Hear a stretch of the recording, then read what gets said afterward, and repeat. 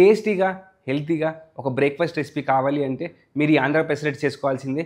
ఈ పెసరెట్లో మంచి ప్రోటీన్ శాతం ఉండిద్ది. దీన్ని ఒక బ్యూటిఫుల్ చట్నీతో సర్వ్ చేసుకున్నాం అనుకోండి, టేస్ట్ అదిరిపోతుంది. రెగ్యులర్గా ఎమ్మెల్యే పెసరెట్టు అల్లం పచ్చడి మనందరికీ తెలిసిన టేస్టే.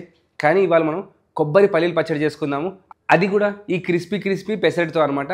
పెసరెట్ చాలామంది లావుగా వేసి సన్నగా చేస్తారు, కానీ క్రిస్పీగా చేసుకున్న పెసరెట్ చాలా టేస్టీగా ఉండింది. దానికోసం చిన్న టెక్నిక్ ఉంది, చూపిస్తాను. పెసరెట్ చేసుకోవాలి అంటే మనం ముందుగానే పెసర్లను నానబెట్టుకోవాలి. ఒక 6 hours అన్న నానబెట్టుకుంటే మనకు పెసరెట్ అనేది పర్ఫెక్ట్గా వస్తుంది. నా దగ్గర ఉన్న పెసర్లు నానబెట్టి నేను ఒకరోజు లేట్ చేశాను, అందుకే ఇవి స్ప్రౌట్ అవ్వడం స్టార్ట్ అయిపోయి. మీరు వీటిని ఇలా స్ప్రౌట్స్లానే ఎంజాయ్ చేయొచ్చు, కాకపోతే పెసరెట్ వేసుకుంటే ఇంకా టేస్టీగా ఉండిద్ది. దీని తొక్కు ఉండేది కదా, దానివల్ల మంచి టేస్ట్ వచ్చింది.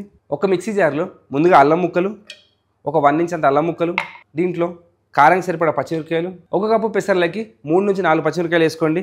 అలానే ఒక మీడియం సైజ్ ఉల్లిపాయ సన్నగా తరిగింది. దీంట్లో బియ్యం, చాలామంది పెసరట్లో కంపల్సరీగా బియ్యం వేయాలంటారు. మీరు బియ్యం లేకుండా కూడా చేయొచ్చు. ఉత్తి పెసలతో చేసినా కానీ మీకు అదిరిపోయే పెసరట్టు వచ్చింది. బియ్యం ట్రెడిషనల్గా వేస్తారు, మీకు కావాలంటే వేసుకోవచ్చు. మీకు పెసరట్టు ఇంకా క్రిస్పీగా రావాలి అంటే కొంచెం పుట్నాల పొడి వేసుకోండి, చాలా క్రిస్పీగా వస్తాయి మీ పెసరట్లు. 1 కప్పుకి 1 టేబుల్ స్పూన్ అంత బియ్యం వేసుకుంటే సరిపోతుంది. అలానే ఇందులో మన పెసర్లు, రుచికి సరిపడినంత ఉప్పు, అలానే నీళ్ళు 1/2 కప్పు కంటే కూడా తక్కువగా వేసుకొని దీన్ని మంచి ఫైన్ పేస్ట్లా గ్రైండ్ చేసుకోండి. మన పెసర్లని మంచిగా గ్రైండ్ చేసుకున్నాము. దీన్ని బౌల్లో వేసుకోండి. కన్సిస్టెన్సీ చూడండి, ఈ మాత్రం ఉండాలి. పెసరట్టు పిండిని రెడీ చేసుకున్నాం కదా, ఇప్పుడు చట్నీ చేసుకున్నాక వేడి పెసరట్లు వేసుకుందాము. ఏ చట్నీ చేసుకోవాలన్నా ఒకటే గోల్డెన్ రూల్ ఉండిద్ది. దాంట్లో పులుపు ఉండాలి, కారం ఉండాలి, బాడీ ఇవ్వడానికి ఉండాలి. టమాటా పచ్చడి తీసుకున్నాం అనుకోండి, టమాటా బాడీ ఇస్తుంది.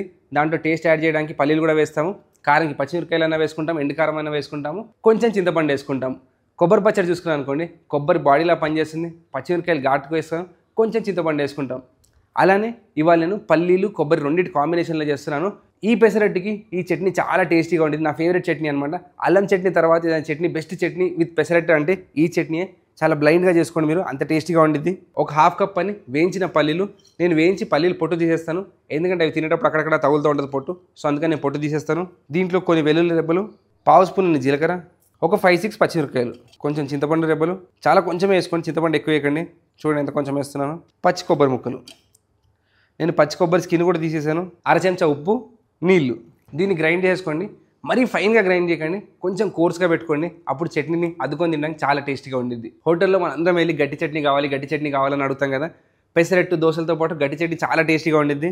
అందులో ఈ పల్లీలు కొబ్బరి చట్నీ ఇంకా క్రేజీగా ఉండిద్ది. ఈ చట్నీకి మీరు తాలింపు కావాలంటేనే వేసుకోండి, లేకపోయినా చాలా టేస్టీగా ఉండిద్ది. ఆ వెల్లుల్లి పచ్చిమిరకాయల నుంచి వచ్చే టేస్టే చాలా ఎక్సలెంట్గా ఉండిద్ది.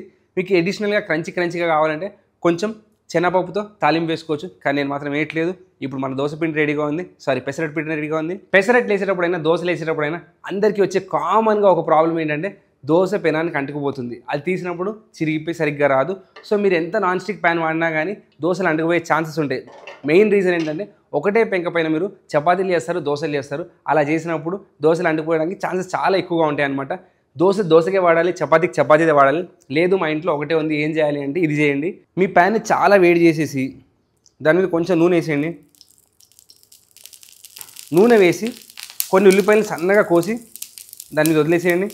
పాతకాలంలో చూసేవాళ్ళం కదా, ఉల్లిపాయ తల నరికేసి దాన్ని మంచిగా నూనె రద్ది పెంకకంతా పూసేవాళ్ళు. సేమ్ టెక్నిక్ అనమాట. కాకపోతే మనం చాప్ చేసి వేసి మొత్తం ప్యాన్ అంతా స్ప్రెడ్ చేసినప్పుడు మనకి ఎక్కడైనా ఆ పిండి మిగిలినా కానీ దోశలు అంటుకోకుండా పర్ఫెక్ట్గా వస్తుంది. ఇలా లిటరల్గా నల్లగా మాడిపోవాలి. ఇలా మాడిపోయిన తర్వాత ఈ ఉల్లిపాయలు అన్నింటినీ పడేసేయండి. పడేసి లైట్గా వాటర్ స్ప్రింకిల్ చేయండి. ఇలా ఉల్లిపాయలు పడేసిన తర్వాత దీనిపైన కొన్ని నీళ్లు, ఇలా నీళ్లు వేసేసి ఒక టిష్యూ పేపర్తో క్లీన్ చేస్తారనుకోండి, మీ ప్యాన్ దోశ అంటుకోమన్నా అంటుకోదు, అంత ఈజీగా పర్ఫెక్ట్గా వచ్చేస్తుంది. ఇప్పుడు దీనిపైన పెసరట్లు వేసుకోండి, దోశలు వేయండి, ఉత్తప్పం వేయండి, ఏది వేసినా పక్కగా ఊడి బయటకు వచ్చింది. సెంటర్ నుంచి స్ప్రెడ్ చేసుకుంటూ వెళ్ళండి.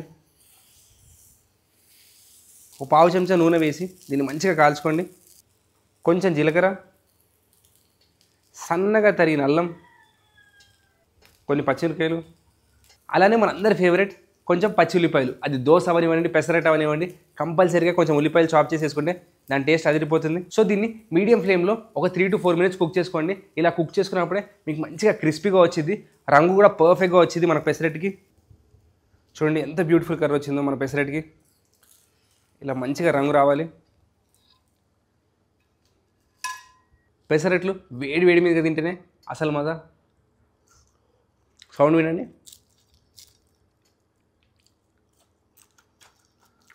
పెసరట్టు కంపల్సరీగా క్రిస్పీగా ఉండాలి, అప్పుడే దీని మజా.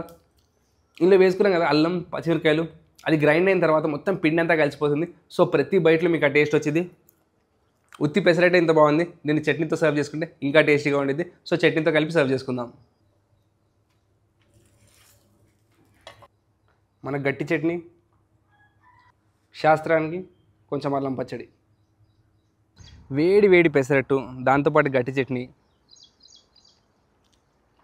ఇంకా సూర్యుడు కూడా రాదా, అప్పుడే బ్రేక్ఫాస్ట్ చేసుకొని తినేస్తున్నాం.